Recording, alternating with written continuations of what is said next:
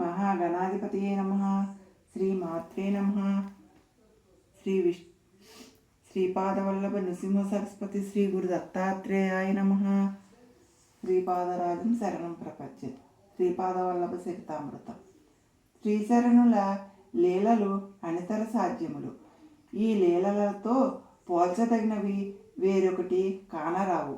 శ్రీవల్లభుల వారు నరసావధానులకు మరియు అతని భార్యకు చేసిన హితోపదేశమును, వారిని అనుగ్రహించిన విధానమును రేపు నీకు తెలియజేసేదను. ఈ రోజున మనము శ్రీపాద శ్రీవల్లభ స్మరణ చేయుచు కొంతసేపు భజన కార్యక్రమములలో గడిపెదము గాక. వారి నామస్మరణ జరుగు చోట శ్రీచరణులు సూక్ష్మరూపమున సంచరించెదరు. ఇది అక్షర సత్యము. తిరుమలదాసు వంటి సద్భక్తునితో సాంగత్యము లభించినందులకు నేను అమిత ఆనందముతో పరవశించితిని. అధ్యాయము 7. విద్యాప్రాప్తి కొరకు ఈ అధ్యాయము చదివిన విద్యాప్రాప్తి లభించును. శ్రీపాద శ్రీవల్లభ చరితామృత మహిమ. ఉదయమున నిన్నే తిరుమలదాసు తన అనుష్ఠానమును ముగించుకుని ఇట్లు చెప్పసాగాను. నాయన శంకరభట్టు శ్రీపాద శ్రీవల్లభుల దివ్య చరిత్రము అమృతము, అశ్రుతము, అపూర్వము, అతర్క్యము. నీ యందు శ్రీపాద శ్రీవల్లభుల వారికి అపారమైన అనుగ్రహము ఉన్నందువలననే వారి చరితమును గ్రంథస్థము చేయు భాగ్యము నీకు కలిగినది. మహాపండితులకు కూడా అలభ్యమైన ఈ మహాభాగ్యము నీకు లభ్యమవుట కేవలము శ్రీవారి సంకల్పమే. శ్రీపాదుల వారు ఒకే సమయములలో అనేక స్థలముల యందు దర్శనమొసంగుట. నరసావధానులు మరణావస్థ నుండి బయటపడిన తదుపరి అతనిలోని ఆకర్షణ శక్తి క్షీణించెను. అతడు గతములో ధ్యానములో కూర్చుని ఏ మనుష్యుని అయినను ధ్యానించినచో ఆ మనుష్యుడు ఎంత దూరములోనున్నను అచ్చటి నుండి బయలుదేరి నరసావధానుల కడకు వచ్చి తీరిడివాడు. ఆ శక్తి ఇప్పుడు క్షీణించెను. గతములో అతనిని చూసి భయపడిన వారు, ప్రశంసలతో ముంచెత్తిన వారు ఇప్పుడు అతనికి ఏమాత్రమూ భయపడటలేదు. అవసరమని తోచిన ఎడల విమర్శలతో అతనిని బాధించుచుండిరి. అతని ఆర్థిక స్థితి కూడా క్షీణించసాగిను. 2 పూటల భోజనము లభించే వనరులు కూడా క్షీణించసాగిను. తన దుస్థితికి విలపించుచు అతడు వీధిలోనికి వచ్చెను. శ్రీ బాపన్నవధానులు గారు తమ మనువని ఎత్తుకుని తన గృహమునకు పోవుచుండిరి. రాజశర్మ గారింటి నుండి ఒక వీధి మలుపు తిరిగిన బాపన్నారిల ఇంటికి పోవు వీధి వచ్చును. శ్రీచరణులు తమ ఇంటి వద్ద కంటే తాతగారి ఇంటి వద్దనే ఎక్కువ కాలక్షేపము చేయుచుండెడు వారు. శ్రీ నరసింహశర్మ గారింటికిని, శ్రీ వెంకటప్పయ్య శ్రేష్ఠి గారింటికి యథేచ్ఛగా పోవుచుండెడు వారు. నరసావధానులు శ్రీపాదుల వారితో మాట్లాడవలెనని తలచెను. ముద్దులు మూటగట్టు ఆ దివ్య శిశువును ఒక్కసారి ఎత్తుకుని ముద్దాడవలెనని వానికి తోసెను. నరసావధానులు బాపన్నార్యులతో పాటు అటు పోవుచున్న శ్రీవల్లభుల వారిని చూసెను. నరసావధానుల వంక శ్రీవల్లభులు చూసి చిరునవ్వు నవ్విరి. ఆ చిరునవ్వు సమ్మోహనముగా ఉండెను.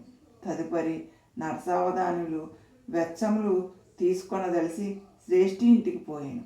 అచ్చట శ్రీపాదవల్లభులు శ్రీ వెంకటప్పయ్య శ్రేష్ఠి గారి ఒడిలో నుండెను. శ్రీపాదులు నరసావధానుల వంక దృష్టి సారించి విలాసముగా నవ్విరి.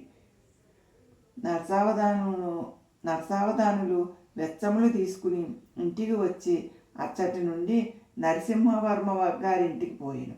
ఆ సమయమున శ్రీవర్మగారింటిలో శ్రీవల్లభులు వర్మగారి భుజములపై నెక్కి కూర్చుని ఉండుటయు చూసిరి. శ్రీవల్లభులు నరసావధానులను చూసి విలాసముగా నవ్విరి. ఈ విధముగా ఒకే సమయంలో శ్రీవల్లభులు మాతామహుల ఇంటను, వర్మగారింటను, శ్రేష్ఠి గారింటను ఉండుటను గమనించిరి. ఇది కళయ వైష్ణవ మాయయ అని నరసావధానులు గారు మీమాంసలో పడిరి. ఊరిలోని జనులు తనను పరిపరి విధములుగా ఆడిపోసుకునిచుండిరి. పాదగయ క్షేత్రములోని స్వయంభూదత్తుని విగ్రహము మాయమవుటకు తానే కారణమని నిందించుచుండిరి. గమ్యము లేని యాత్రికుని వలె నరసావధానులు వీధుల వెంట తిరుగాడెను. పిచ్చివాని వలె ఇంటికి చేరెను. నరసావధానుల గారి భార్య పిచ్చివాని వలెనున్న తన భర్తను చూసి మిగుల దుఃఖించెను.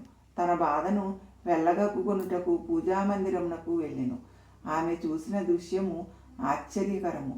వారి పూజామందిరములో శ్రీపాద శ్రీవల్లభులుండిరి. ఆ భార్యాభర్తల ఆనందమునకు అంతు లేకుండెను. తోటకూర వండి అన్నము పెట్టెదమని శ్రీపాదుల వారిని వారు ఎంతో బతిమలాడిరి. అందులకు శ్రీపాదుల వారు ఒప్పుకొనలేదు.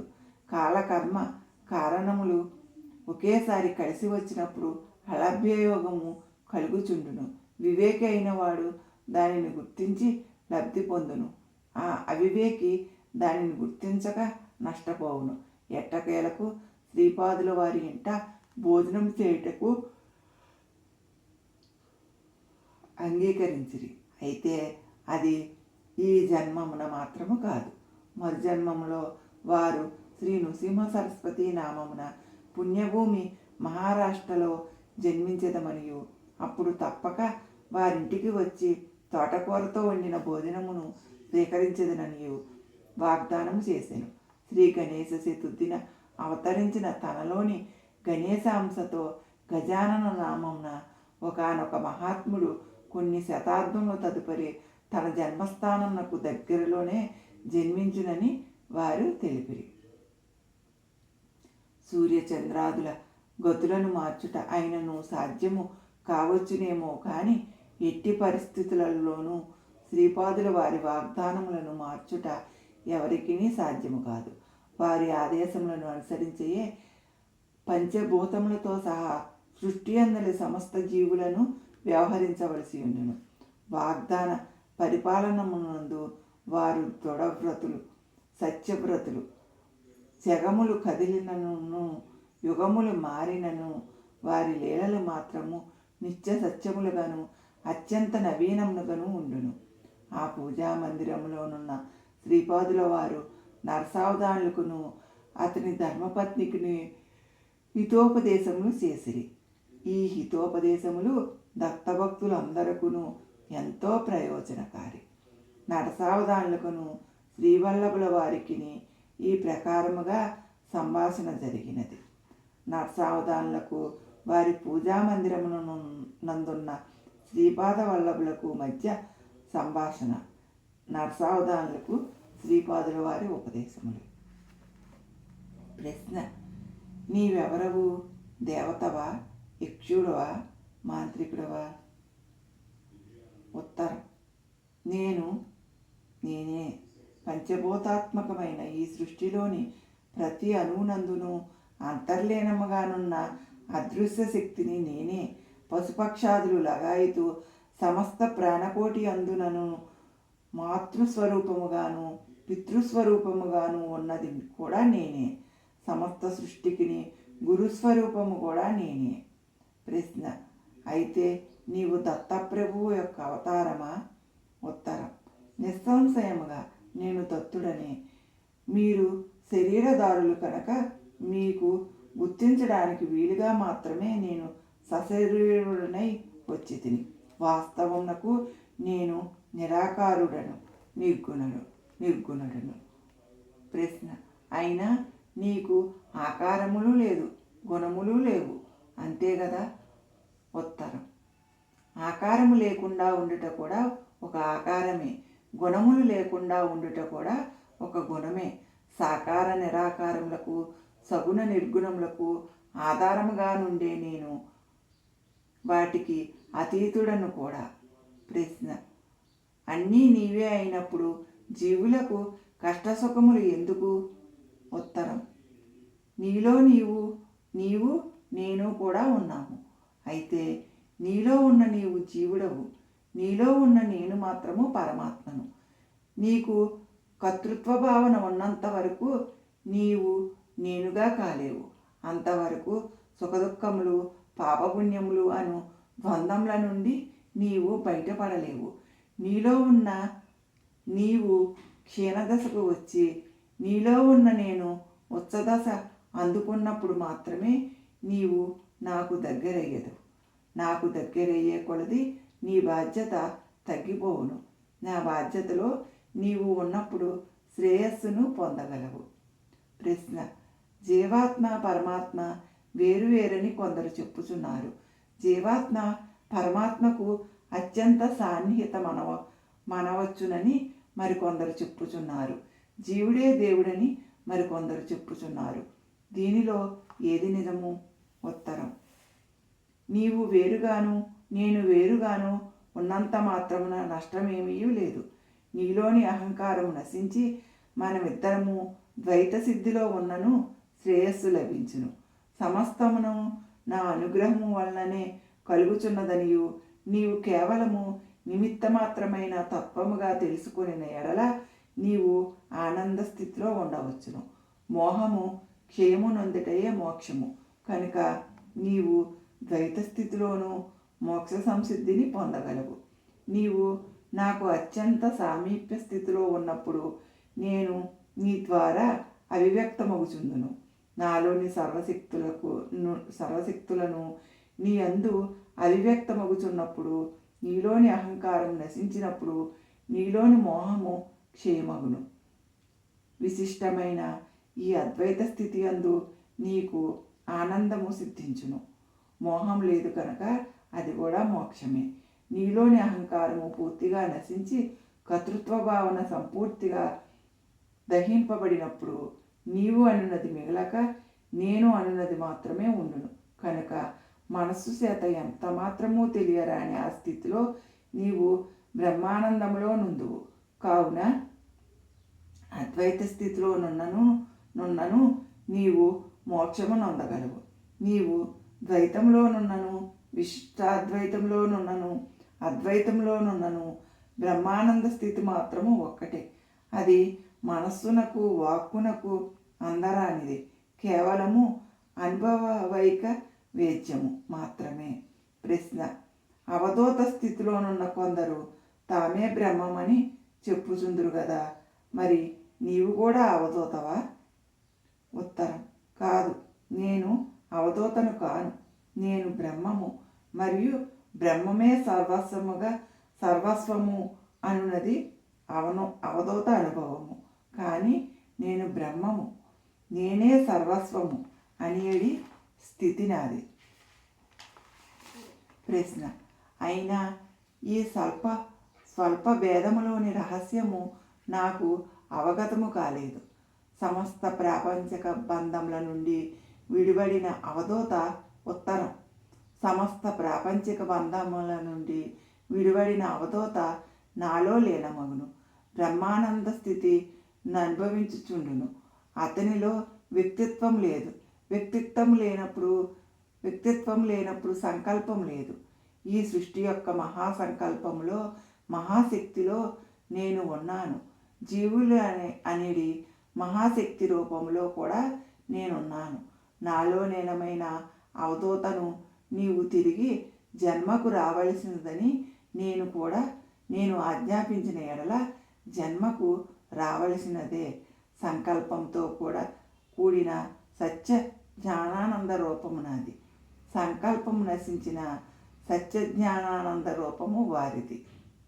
ప్రశ్న: విత్తనములను వేయించిన తదుపరి తిరిగి మొలకెత్తవు కదా. బ్రహ్మజ్ఞానమును పొందిన తదుపరి బ్రహ్మమే తానైనప్పుడు తిరిగి జన్మ ఎత్తుట ఎట్లు సాధ్యము? ఉత్తరం: వేయించిన విత్తనములు మొలకెత్తకపోవుట సృష్టి ధర్మము.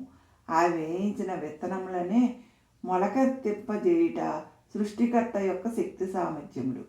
అసలు నా అవతరణమే ఈ సిద్ధాంత రాద్ధాంతముల ద్వారా సత్య నిరూపణ చేయుటకు గదా గతములో ఏర్పడినది. ప్రశ్న: దత్తప్రభు శ్రీపాద వివరించవలసినది.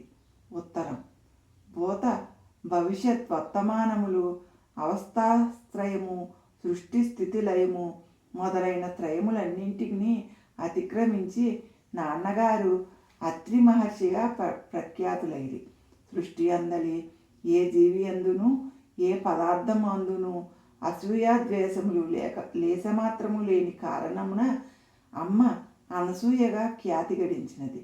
బ్రహ్మ విష్ణు రుద్రులకు కూడా ఆధారముగను అతీతముగను ఉన్న ఆ పరంజ్యోతి స్వరూపమును దర్శించవలెనని అత్రి మహర్షి ఘోర తపస్సు చేసిరి.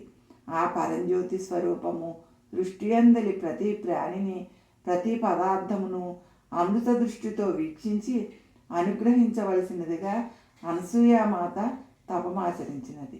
కర్మసూత్రమును అనుసరించి జీవులకు సుఖదుఖములు కలుగుచుండును కనుక మహాపాపముల ఫలితములు స్వల్పముగా కలుగునట్లును స్వల్ప పుణ్యములకు మహాఫలితములు కలుగవలెననేది సత్య సంకల్పముతో అనసూయామాత ప్రార్థన చేసేది.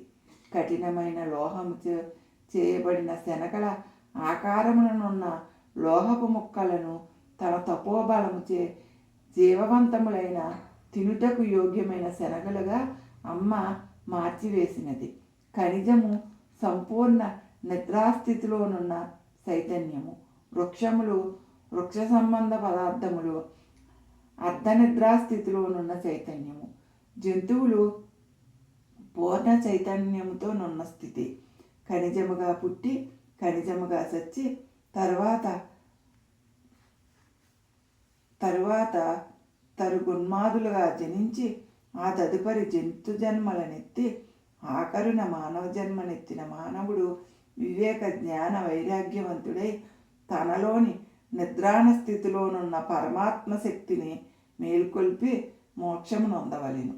ప్రకృతిలోనున్న పరిణామక్రమం యొక్క ధర్మములను పరంజ్యోతి అనుగ్రహముతో మార్చివేయవచ్చుననున్నది అమ్మ నిరూపించినది.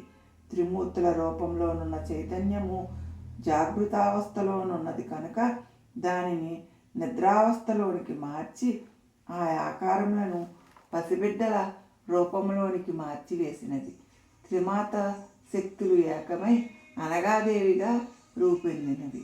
నేను దత్తాత్రేయుడిగా జనించి నా వామభాగమున అనగాదేవియు కుడి భాగమున దత్తాత్రేయుడు కలిగిన అర్ధనారీశ్వర రూపమున జనించి తిని ఇంతటి మహత్తరమైన సృష్టిని తన సంకల్పానుసారముగా సృజించిన ప్రభువునకు సృష్టి ధర్మములను అవసరమును బట్టి మార్చగలుగు శక్తి సామర్థ్యములు ఉండునని నీవు గ్రహించవలెను.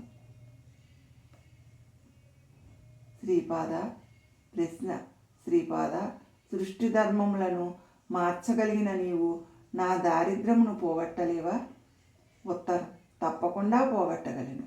అయితే అది మరుజన్మకు వాయిదా వేయుచున్నాను. వచ్చే జన్మలో కూడా చిన్న విషయము అయినను నీవు దాని యందు ఎంత మోహమును పెంచుకున్నావు. అమ్మగాని నాన్నగారు గాని తాతగారు గాని ఎవరిని ఏమీయూ యాచించి అడుగరు. పసిపిల్లవాడినైనా నేను ఎంతటి ఆహారమును తీసుకొందును? నేను మనసు పడినప్పుడు నీవు తోటకూరను వెంటనే ఇచ్చి ఉండవలసినది. ఇప్పుడు కాలాతీతమైనది. నీ మనస్సులోని మాలిన్యములు హరించుటకు ఈ జీవితకాలము సాలదు. ప్రతి మానవునకు పుణ్యరూపం ఫలరూపముగా ఆయువు, ఐశ్వర్యము, అందము, ప్రఖ్యాతి మొదలైనవి సిద్ధించును. పాపఫల రూపముగా అల్పాయువు, దారిద్రము, అనాకారితనము, కుఖ్యాతి మొదలైనవి సిద్ధించును. నీ పుణ్యఫలములో ఎక్కువ భాగమును తీసి నీకు ఆయుర్దాయమును పోసితిని. నీ పుణ్యభాగము చాలా ఖర్చయినది, పాపభాగము ఎక్కువ మిగిలినది. నీవు దరిద్రమును అనుభవించయే తీరవలెను. అయినను నీవు స్వయంభూదత్తుని ఆరాధించితివి కనుక నీకు ఐశ్వర్యము లేకపోయినను అవస్థ పడకుండా 2 పూటల అన్నము లభించినట్లు అనుగ్రహించుతున్నాను. శ్రీపాదరాజం శరణం ప్రపంచే. ఓం శాంతి శాంతి శాంతి.